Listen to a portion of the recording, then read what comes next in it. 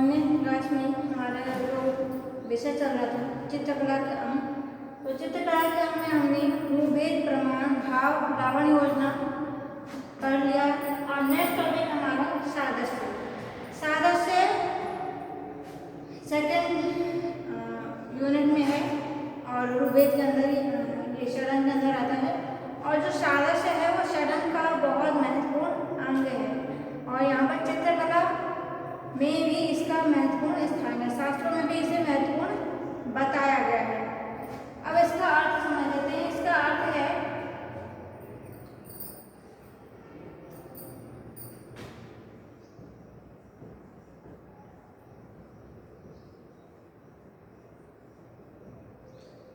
अर्थ है आकृतियों की अनुरूपता।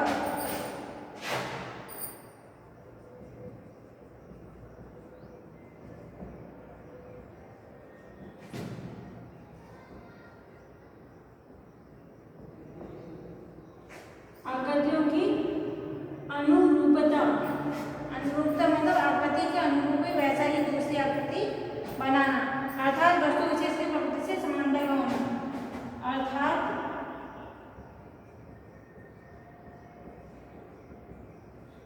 वस्तु विशेष की आकृति से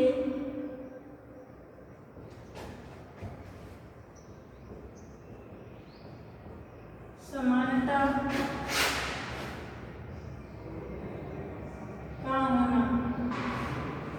यहाँ पर हम देखते हैं कि सादृश्य का अर्थ है आकृतियों में अनुरूपता, यानी कि जैसे हम आकृति देख रहे हैं उसी के अनुरूप चित्रण करना, ठीक है। और अगर वस्तु विशेष की जो आकृति है उसी से समानता स्थापित करना, ये हमारा सादृश्य है। किसी रूप के भाव को किसी अन्य रूप की सहायता से प्रस्तुत कर देना, यानी कि किसी रूप के भाव को, यानी कि हमने सामने कोई रूप रखा है, कोई आकृति रखी है, उसी के भाव को दूसरे चित्र में, यानी कि हम जो चित्र बना रहे हैं उसमें वही भाव उत्पन्न कर देना हमारा सादृश्य कहलाता है। किसी रूप के भाव को यहाँ पर देख लेते हैं, यहाँ पर पॉइंट है, किसी रूप के भाव को किसी अन्य रूप की सहायता से, किसी अन्य रूप की सहायता से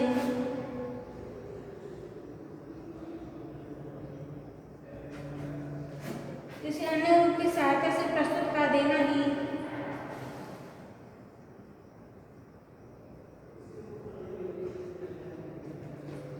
प्रस्तुत कर देना ही सादृश्य के अंतर्गत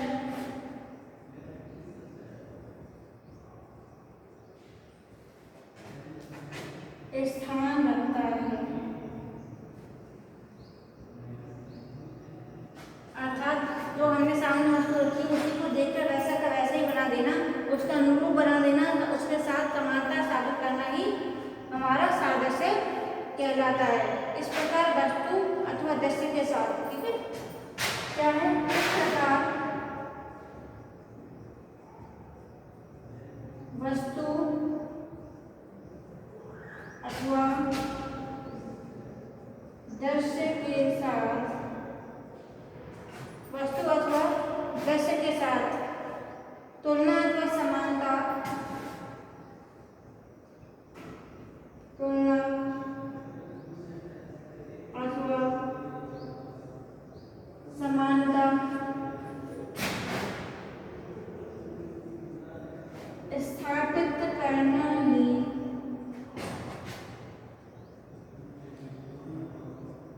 सादृश्य है, ठीक है। यानी किसी वस्तु से तुलना करें या हम उसके जैसा बनाएं या समानता रखें या उसके अनुरूप ही हम वैसा का वैसा ही चित्र बना दें, वो क्या कहलाएगा, हमारा सादृश्य कहलाएगा। बिना दृश्य के ज्ञान के, नेक्स्ट है,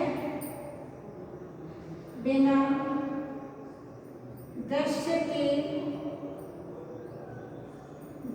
के सादृश्य का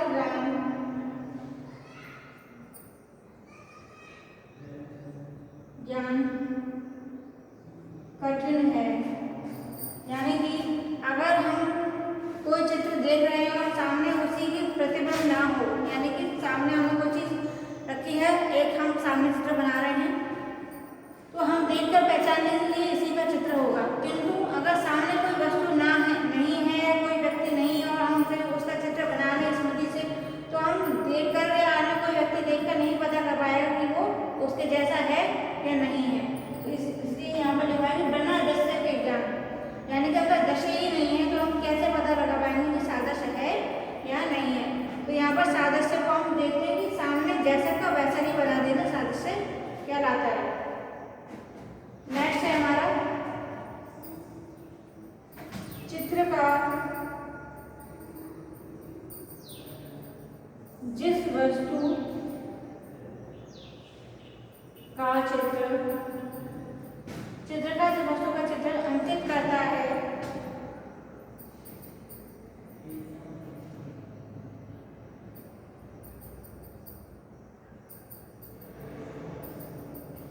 उसके गुण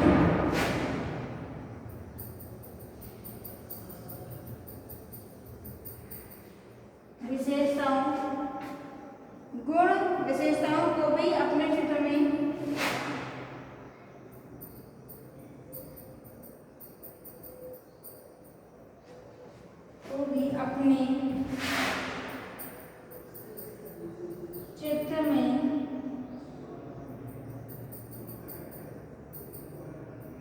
समाविष्ट कर लेता है। यानी कि चित्रकार जैसा जिस चीज का वस्तु का चित्र बना रहा है उसकी गुण विशेषताओं को सबको उसी चित्र में समावित कर लेता है। यानी कि अगर वो आम का चित्र बना रहा है तो आम के जैसा ही चित्र बनाएगा, ना कि अन्य स्वरूप को। ठीक है, यानी कि अगर वो नाशपाती बना रहा है तो अमरूद नहीं बनाएगा, है ना। यानी कि जैसा चित्र है उसको वैसा ही बना देना, वो हमारा सादृश्य कहलाता है। किसी भी वस्तु से तुलना का अभाव, यानी कि अगर हम किसी वस्तु से तुलना नहीं कर पा रहे तो वो सादृश्य वहां पर नहीं कहलाएगा।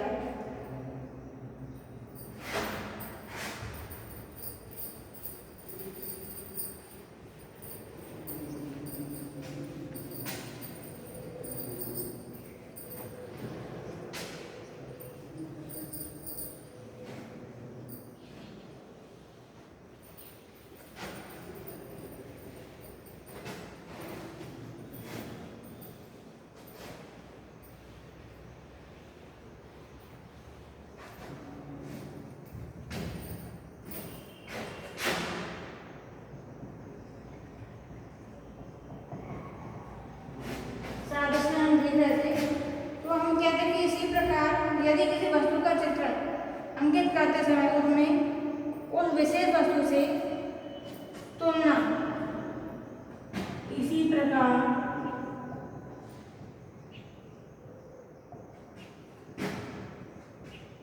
किसी वस्तु का चित्र अंकित करते समय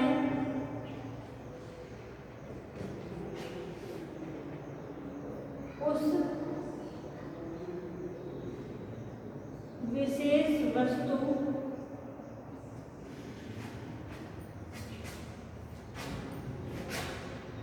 से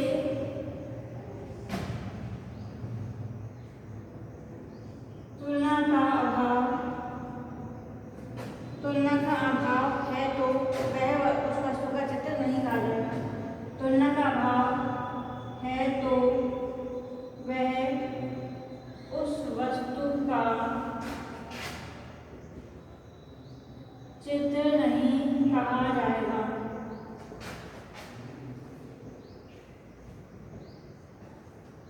अगर हम किसी वस्तु को देखकर बना रहे हैं और उसको वो वस्तु वैसे की वैसे नहीं बनी है और उसमें तुलना का अभाव है, यानी कि हम तुलना कर ही नहीं पा रहे हैं, तो वो वस्तु हमारी क्या कहलाएगी, सादृश्य का उदाहरण नहीं कहलाएगी।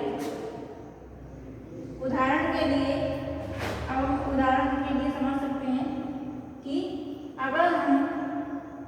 यदि हम कृष्ण का चित्र बनाएं तो उसमें हमें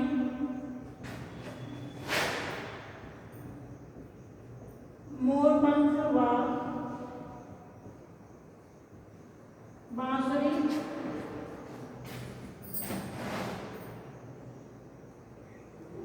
का अंकन करना अनिवार्य होगा।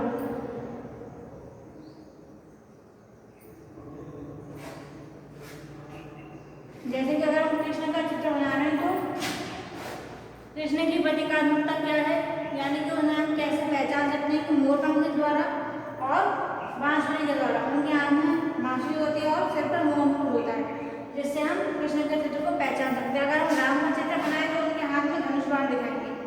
तो इस तरह से हम यहाँ पर समझ सकते हैं कि सादृश्य क्या होता है। राम के चित्र में धनुष बाण दिखाते हैं, राम के चित्र में धनुष बाण दिखाना आवश्यक होता है।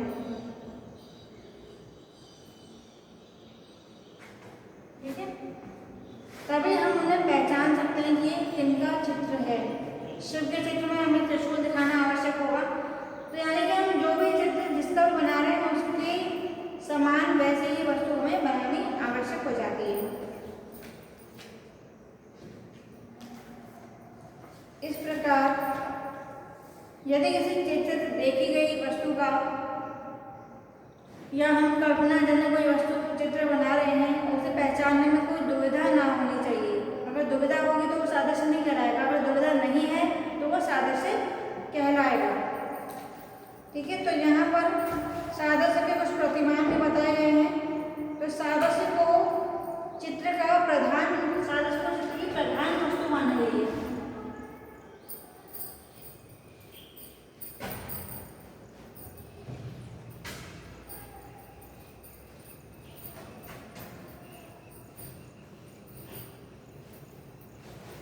सादृश्य को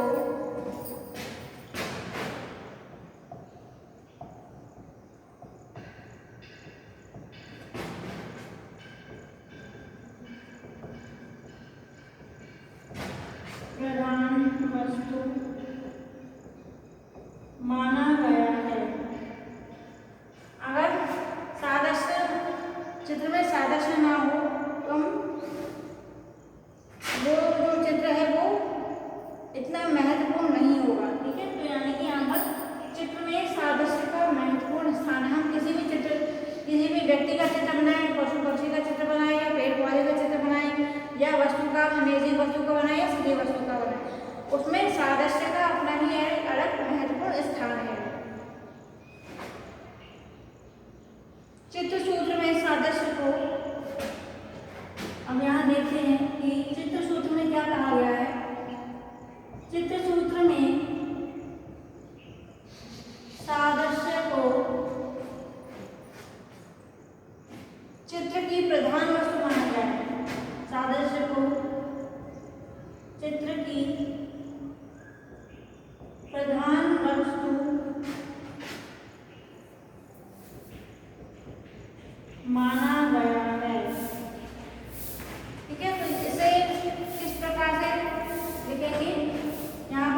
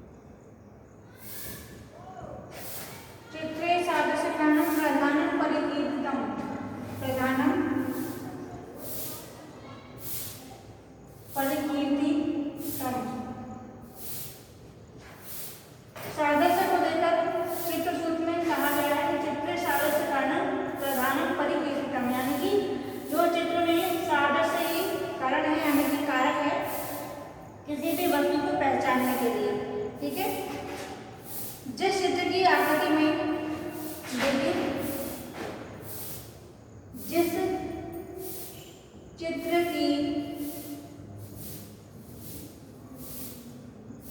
आकृति में, जिस चित्र की आकृति में दर्पण के प्रतिबिंब के समान, दर्पण के प्रतिबिंब के समान, यानी कि कोई भी आकृति है उसमें दर्पण के प्रतिबिंब के समान सादृश्य होना चाहिए, समान सादृश्य होता है, उसे क्या कहेंगे यहाँ पर? विद्ध चित्र। जैसे कि मैंने आपको कला के वर्गीकरण में बताया था कि जहाँ पर दर्पण के प्रतिबिंब के समान हमारी आकृति बन रही है उसे हम क्या कहेंगे? विद्ध चित्र कहेंगे। विद्ध चित्र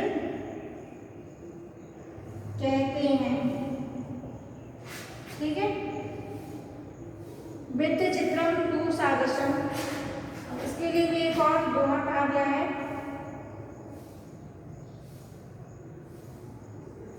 विद्ध चित्रम तु, विद्ध चित्रम तु सादृश्यम दर्पणे,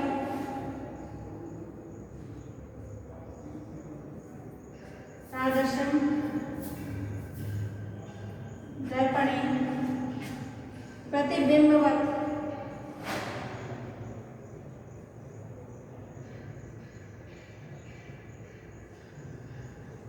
अब देखिए यहाँ पर जो ये सेंटेंस कह रहा है कि जिस चित्र की आकृति में दर्पण के प्रतिबिंब के समान सादृश्य होता है उसे हम विद्ध चित्र कहते हैं। और चित्र सूत्र में इसी को कहा गया है कि विद्ध चित्रम तु सादृश्यम दर्पणे प्रतिबिंबवत्, ठीक है।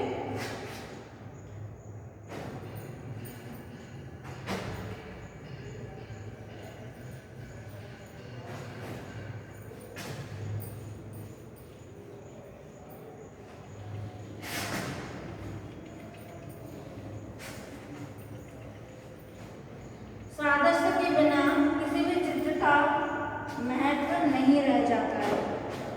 वस्तु की बाहरी आकृति की अपेक्षा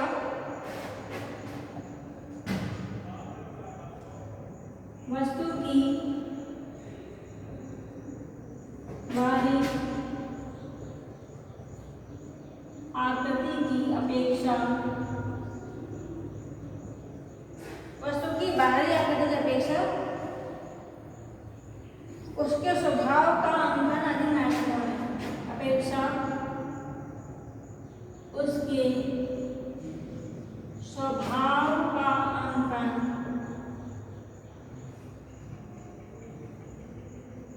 अधिक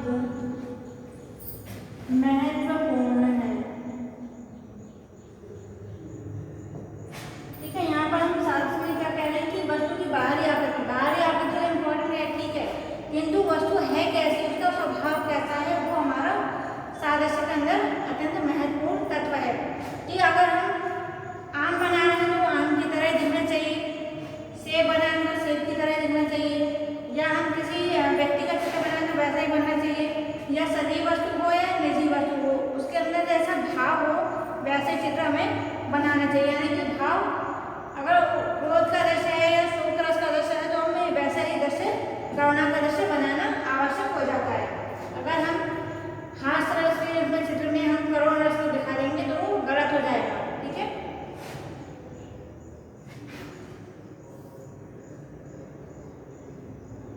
अधिक महत्वपूर्ण है, जिसे भावगम्य में सादृश्य कहा गया है, जिसे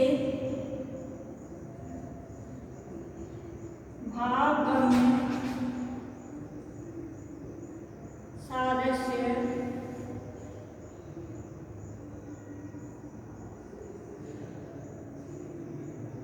कहा गया है। भावगम्य सादृश्य कहा गया है। भावगम्य सादृश्य के लिए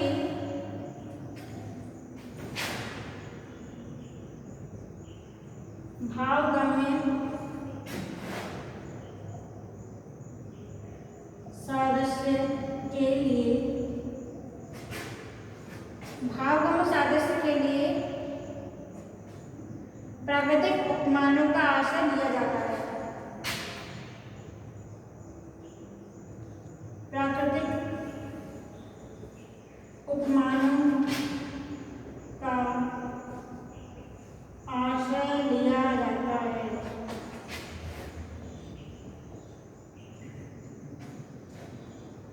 ठीक है, अगर हम किसी चीज से सादृश्य ले रहे हैं या हम भाव को ले रहे हैं तो हमें प्राकृतिक उपमान को ध्यान में रखना आवश्यक हो जाता है। जैसे कि हम कहते हैं राजीव नयन, यानी कि राजीव नयन तो किसके हैं? रामचंद्र जी के राजीव नयन है, किंतु राजीव का क्या है? कमल नयन, कमल का ही पर्यायवाची शब्द है राजीव। ठीक है, तो यहाँ पर हम प्रकृति के सदस्य ही उपमान का प्रयोग करते हैं। काव्य में इन्हीं को सादृश्य मूलक अलंकार कहा गया है। काव्य में इन्हीं को सादृश्य मूलक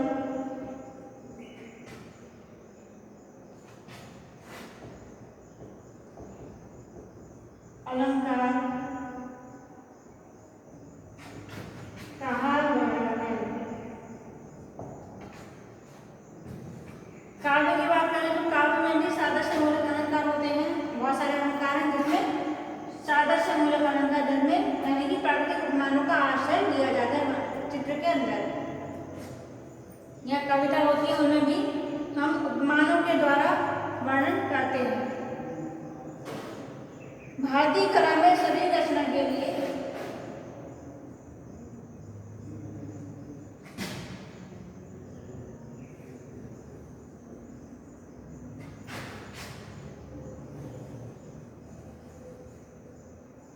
भारतीय कला में शरीर रचना हेतु प्रधान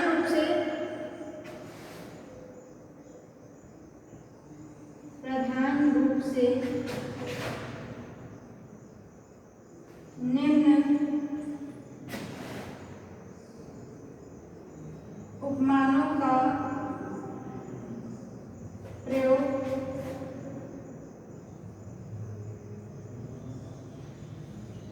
किया गया है। ठीक है, तो हम यहाँ पर निम्न उपमान देख लेते हैं। जैसे कि पुरुष की जो बाहें होती हैं वो नीम की पत्ती के समान बनानी चाहिए। स्त्री की बाहें धनुषाकार बनानी चाहिए। उंगलियां सेम की फली के समान होनी चाहिए।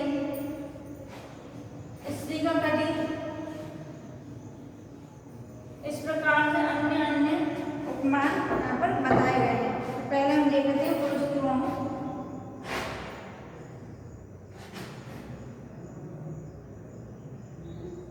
प्राकृतिक उपमानों से तुलना। प्राकृतिक उपमानों से तुलना जैसे कि यहाँ पर पुरुष की बाहें नीम की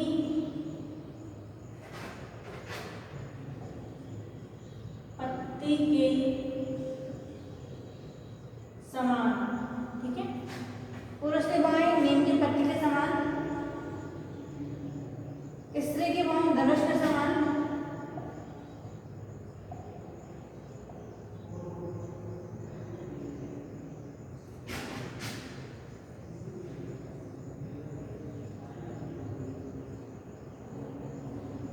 धनुष के समान। जैसे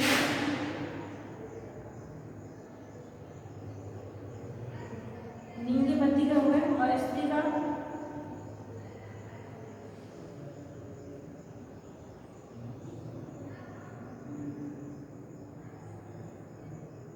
इस तरह से हम स्त्री बनाते हैं, पुरुष के इस तरह से बनाते हैं। नेक्स्ट हमारा शब्द है अगर, अर्थात हमारे ओर ये क्या है? पल्लव के समान।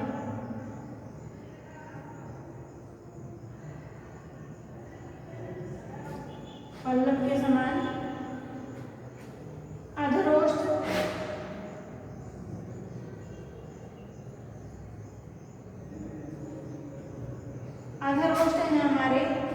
बंधु जीव पुष्प के समान,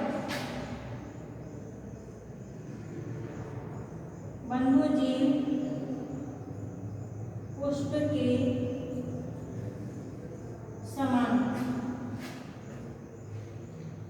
कान गिद्ध की आकृति के समान, कान गिद्ध की आकृति के समान बनाने चाहिए। और योगी का कान किस प्रकार से होना चाहिए? योगी का कान होना चाहिए ओम की आकृति जैसा।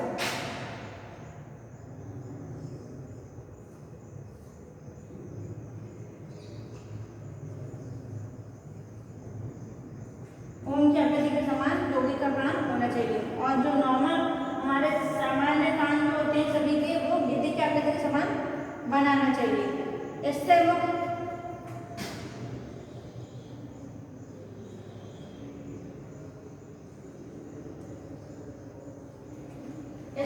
किसके समान होना चाहिए? अंडाकृति के समान।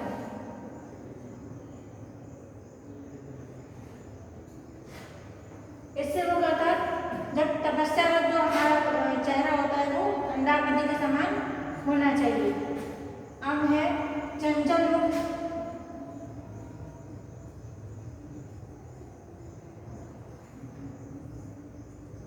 पान की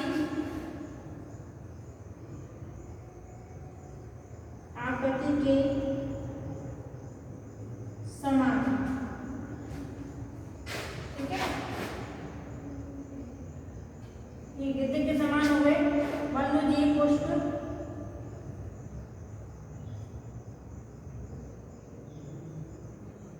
ये हो गया। तो इस प्रकार से जैसे अंडाकृति है,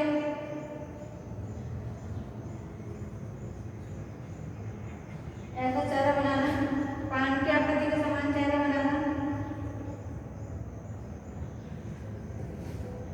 ऐसे चेहरे हमें बनाने चाहिए। पलक कमल की पंखुड़ी के समान,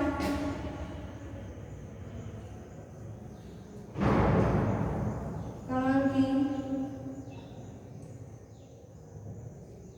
पंखुड़ी के समान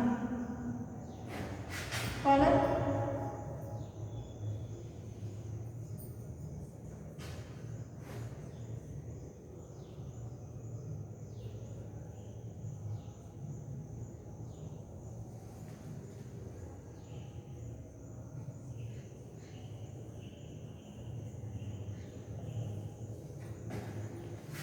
कमल पंखुड़ी के समान होने चाहिए। सात्विक नेत्र,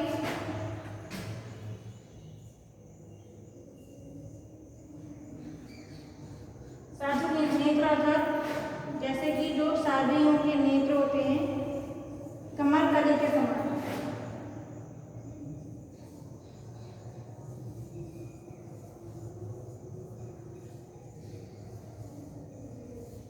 कमल कली के समान। और गोले नेत्र मृगी के समान।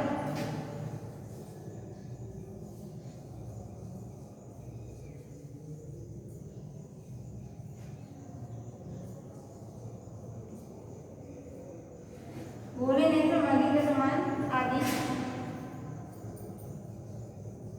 इस प्रकार के जो भी उपमान है, प्राकृतिक उपमान हमने यहाँ पर तुलना की है। यहाँ पर प्राकृतिक उपमान के समान तुलना की है, जैसे कि पुरुष की भौहें नीम के पत्ती के समान, स्त्री की भौहें धनुष के समान, अधर पल्लव के समान, अधरोष्ठ बंधु जीव पुष्प के समान है। कान गिद्ध की आकृति के जैसे, योगी के कान ओम की आकृति के समान, इससे मुख अंडाकृति के समान, चंचल मुख पान की आकृति के समान होना चाहिए। पलक कमल पंखुड़ी के समान, सात्विक नेत्र कमल की कली के समान, गोले नेत्र मृगी के समान। जैसे कि आप लोग मान में सुने होंगे कि इसके नेत्र बहुत गोले हैं, यानी कि ये व्यक्ति बहुत गोला है और उसके नेत्र मृगी के समान है ना। मृगी यानी कि हिरण के समान है।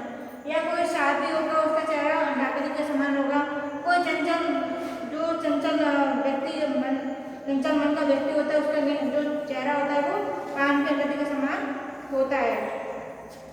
और नासिका तिल पुष्प या शुक्र के समान होनी चाहिए। शुक नासिका जैसी होनी चाहिए।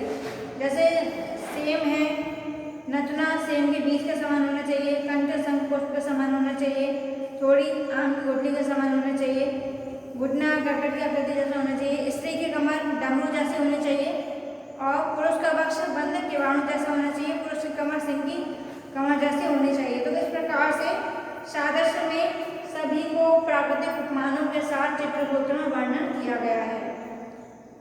ठीक है, यहाँ पर नेक्स्ट हम पढ़ते हैं वर्णिका भंग।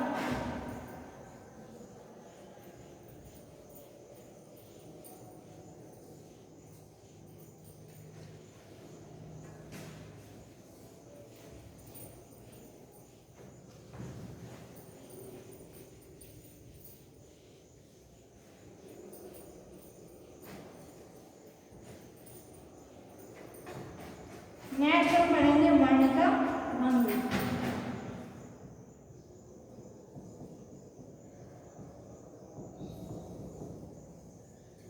वर्णिका भंग अर्थात वर्णों को या रंगों को विभिन्न प्रकार से, विभिन्न विधियों से लगाना, वो हमारा क्या आता है, वर्णिका भंग। यह शरण का सबसे अंतिम व महत्वपूर्ण अंग है।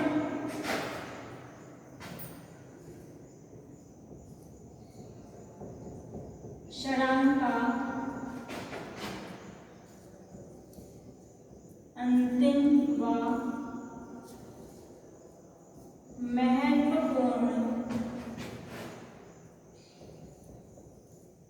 अंग है। ठीक है, वर्णिका भंग सबसे लास्ट में आता है। हमने 5 पढ़ लिए, भेद, प्रमाण, भाव, लावण्य, योजना, सादृश्य और लास्ट है वर्णिका भंग। पूर्ण के 5 के समान अंत में सबसे अंत में यही हमारा बचता है। वर्णिका भंग से क्या तात्पर्य है?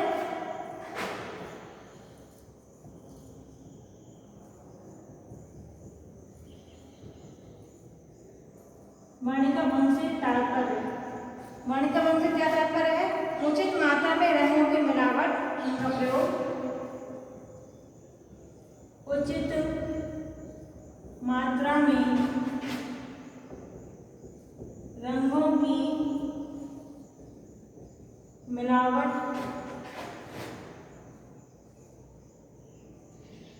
उनका प्रयोग।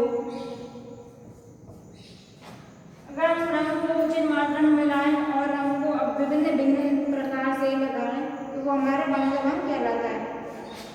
उचित प्रयोग तथा उचित परिस्थिति में, उचित प्रयोग तथा उचित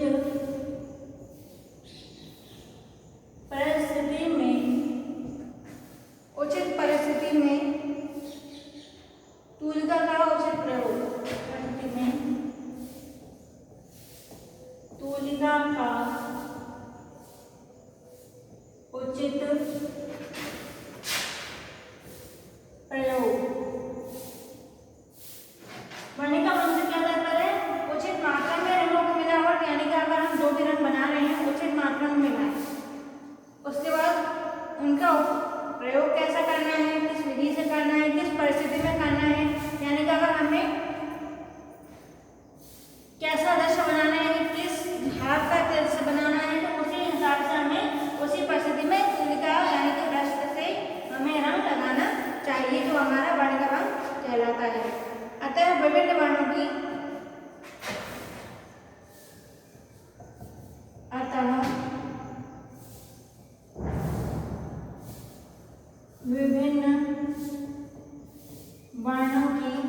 विभिन्न वर्णों की सम्मिलित उपस्थिति को ही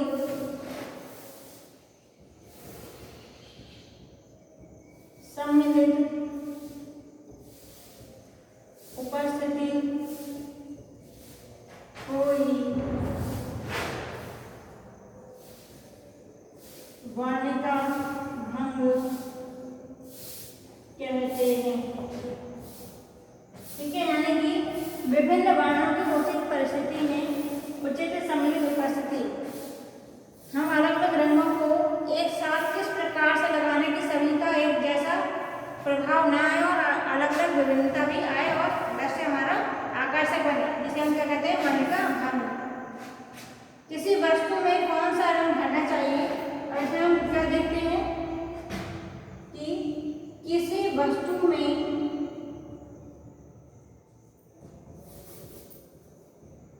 कौन सा रंग भरना चाहिए, किसी वस्तु में कौन सा रंग भरना चाहिए, किस रंग से चित्र में उभार, किस रंग से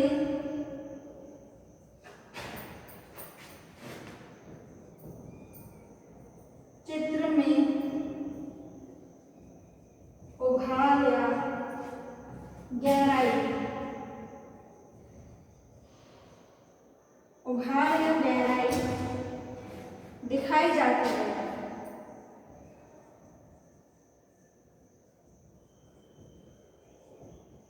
उभार या गहराई दिखाई जाती है किस रंग के साथ कौन सा रंग, किस रंग के साथ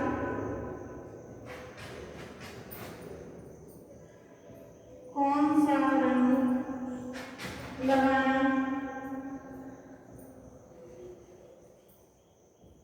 अधिक उपयुक्त रहेगा, कौन सा रंग किस प्रकार की भावना व्यक्त करता है,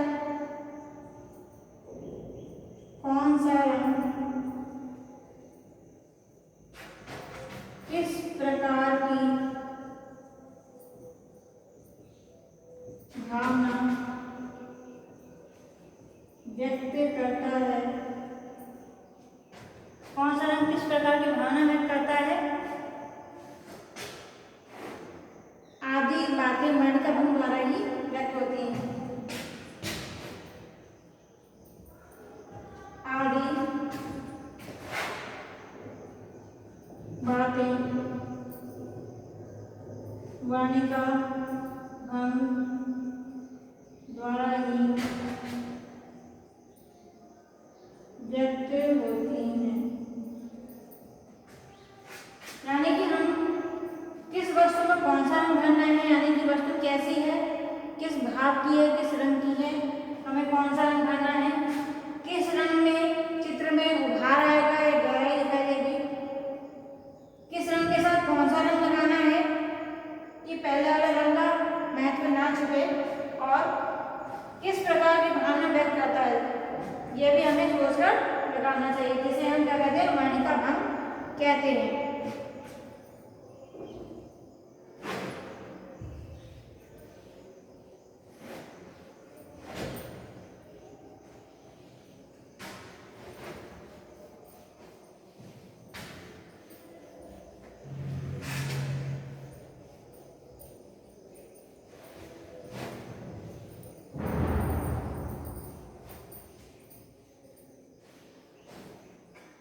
हम देखेंगे कि रंगों का मिश्रण, नेक्स्ट पॉइंट है हमारा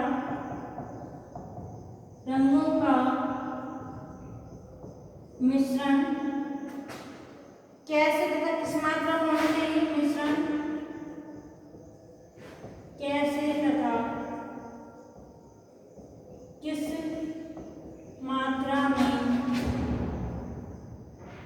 होना चाहिए, कैसे तथा किस मात्रा में होना चाहिए, इसका पर्याप्त और पूर्ण ज्ञान होना चाहिए, इसका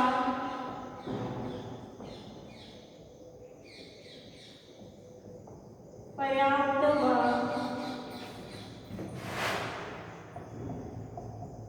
पूर्ण ज्ञान होना आवश्यक है।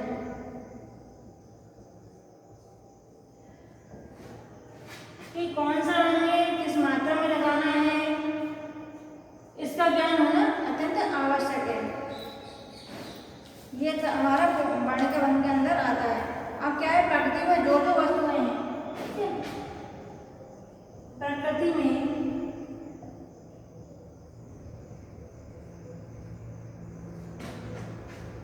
जो जो वस्तु है, जो भी वस्तु है,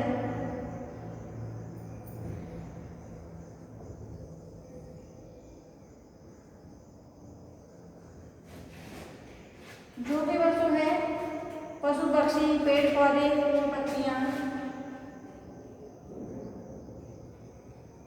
पशु पक्षी, पेड़ पौधे,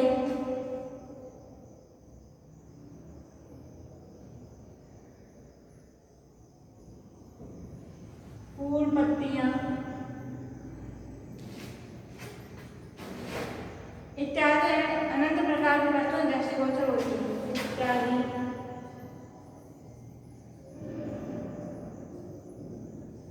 अनंत प्रकार की वस्तुएं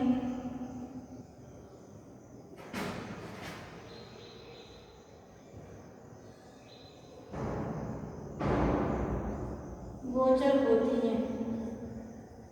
हमें अनेक प्रकार की वस्तु दिखाई देती हैं। पेड़ पौधे, जीव जंतु, फूल पत्तियां तो सभी अलग अलग हैं, किंतु उनके रंग भी अलग अलग होते हैं।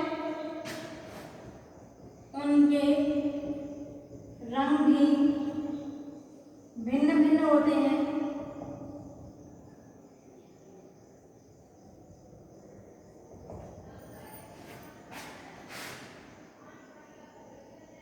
उन सभी में उन्हीं के अनुसार रंगों का प्रयोग करना ही, उन सभी में उन्हीं के अनुसार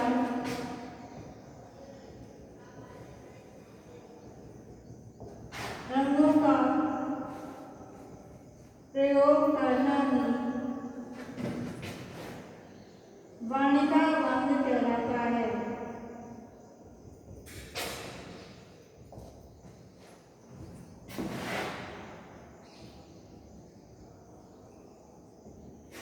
अर्थात प्रकृति में हम अलग अलग वस्तुएं देखते हैं जिसका अलग अलग रंग होता है, तो इन सभी वस्तुओं में अलग अलग रंग होते हैं और अलग अलग वैरायटी के होते हैं।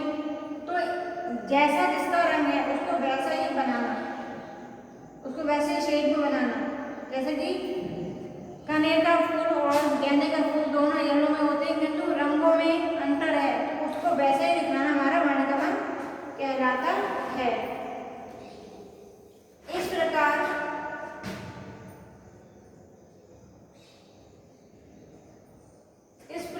वर्णिका भंग के अंतर्गत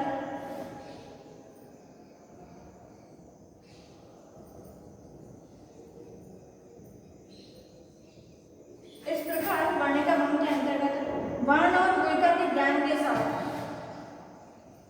वर्ण और तुलिका के ज्ञान के साथ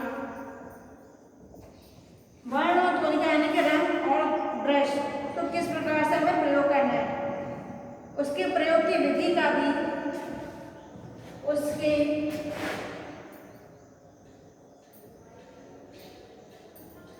प्रयोग की विधि का भी पूर्ण ज्ञान होना आवश्यक है। पूर्ण ज्ञान होना आवश्यक है।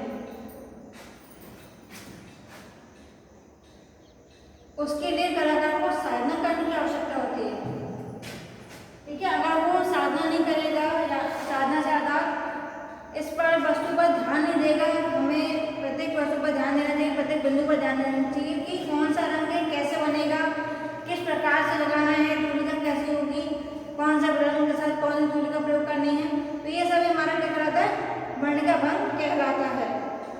जैसे कि जल रंग के साथ हम सेवा हेयर यानी गिलहरी के बालों का प्रयोग करते हैं, तेल रंग के साथ हॉग हेयर का प्रयोग करते हैं, और आजकल जो कृत्रिम रंग चल रहे हैं एक्रिलिक कलर, उसके साथ हम सिंथेटिक ब्रश का प्रयोग करते हैं और अलग अलग विधियों से प्रयोग करते हैं।